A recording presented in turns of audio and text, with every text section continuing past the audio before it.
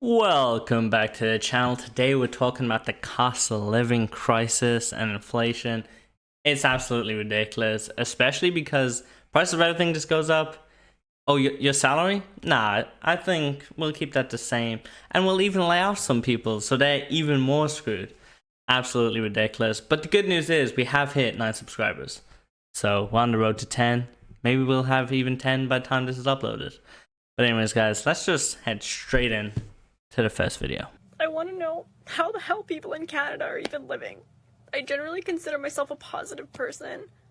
I'm resourceful, but some stuff happened around the property, and while I know I'll never truly be homeless, I have family to live with, and I have options. I'm luckier than a lot of other people, but how the hell is anyone existing in Canada? I feel trapped, and I just got a good job. I start in September, but even with that job, it pays less than 40 grand a year.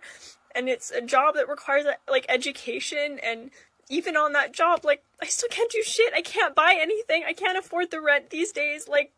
I'm just feeling so much despair. Yeah, I mean it's tough to watch, you know. It's really hard nowadays. It seems like Canada is just as bad as the UK from what it seems like. Like the salaries they're just too low. I mean, fundamentally, I think a lot of it comes down to salaries, and that's why I think US does have a slight edge. Whilst stuff is really expensive, I think in all Western countries right now, at least the US has high salaries, whereas I think Canadian salaries are low, and then UK obviously have quite low salaries as well. And it's really just making for a tough time. Like, we'll touch more on it later, but like even the cost of groceries, I think overall inflation since especially COVID, because they printed so much money to get out of it, that it really just has led to, you know, a larger money supply, which just pushes up prices. But the only people really benefiting from that are the big companies that got that extra money, as well as like people who own assets. You know, like if you own, say, a rental property, you know, sure, now that's gone up in value and you can charge higher rent. Or if you own stocks, they've all gone up in price. But actually, salaries, like my salary hasn't changed in years. And I know other people that haven't. And it's just making it so difficult when all your bills are increasing, every single one.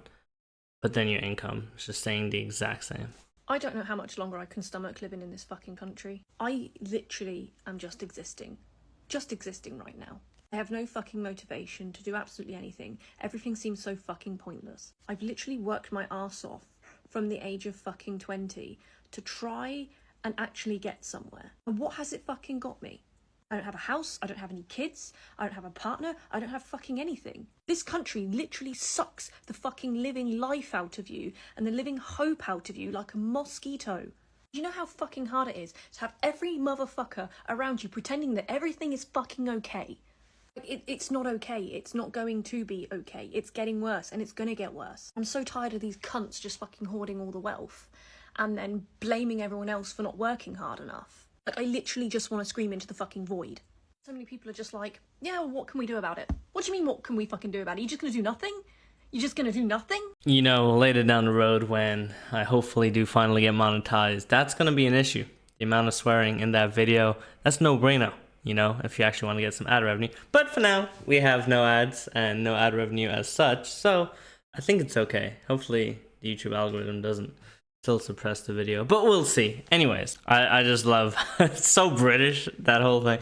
Anyways, but it's so true. The cost of living here is brutal, absolutely brutal.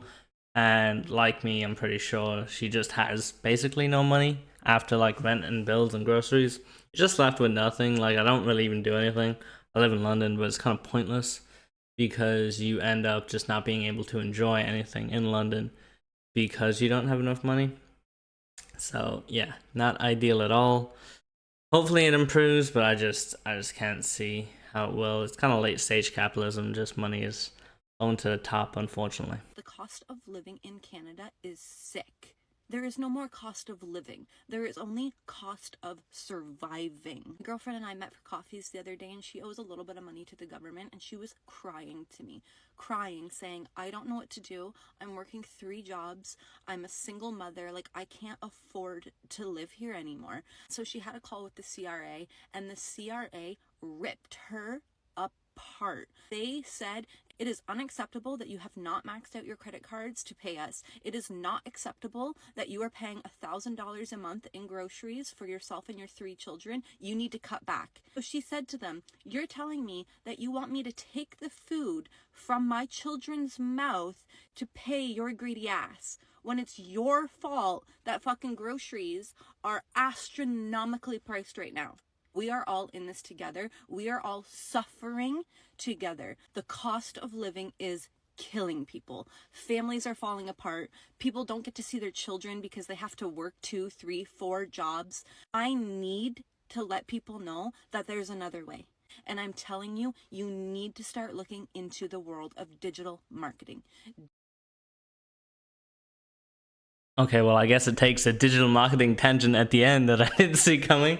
But regardless of that, the rest of the TikTok, yeah, is absolutely crazy. I mean, I assume it's slightly exaggerated, but yeah, I mean, I'm struggling just by myself, actually, with my partner splitting rent. Okay, and we're splitting the bills together. I could not live alone in like London. Absolutely not. Best case scenario, if you're not with somebody, is like roommates. And even then, it's still expensive. But being a single parent with kids, that's just so expensive. I just don't even know how you could do it. Like, you'd have to work multiple jobs. You actually just wouldn't have a choice. Unless you were a really high earner. And even then, you're getting hit with like 50% tax, right? So, it's difficult. I just don't see how you could do that nowadays. Well, I can actually react to this clip live because I think it's copyrighted music. So let's go. Anyways, these are fun. So this is cost of living in the 1950s. Microwave oven is mad expensive at $1,300, but then a house is only $11K. I like it. Salary is pretty solid, all things considered. Car is really expensive. $87 rent. Well, weekly rent, so I guess it's still a few hundred a month. But yeah, it's funny because you see a lot of the electronics be way more expensive at this time. McDonald's insanely cheap. Yeah, all the consumer products are just super cheap back then, which I think is one of the biggest changes now. Because if you go to a fast food place now, like a meal is what, 15-20 pounds or dollars easily. We would take it relatively the same, I would say. Harvard tuition only $800. Yeah, I mean the US tuition fees are insane. Yeah, the food is definitely lower, but like, you know, salaries are obviously low as well. So I don't think food actually is too big. I think fast food though is definitely a lot cheaper back then. Okay, so here's some 2020 to 24. This is what I was talking about. Just a lot of money was printed the last few years. So this is UK specific, but I think these are pretty applicable across the board. So car insurance up 34%. Absolutely insane. Pet insurance, I guess pretty similar. Oh, 48%. Actually, a good bit higher. Oh, train. No, don't even talk about trains. No, they're so expensive. That's just, I think that's one way, by the way. That's an insane cost for like a 2-hour train ride, I guess. Average weekly shop.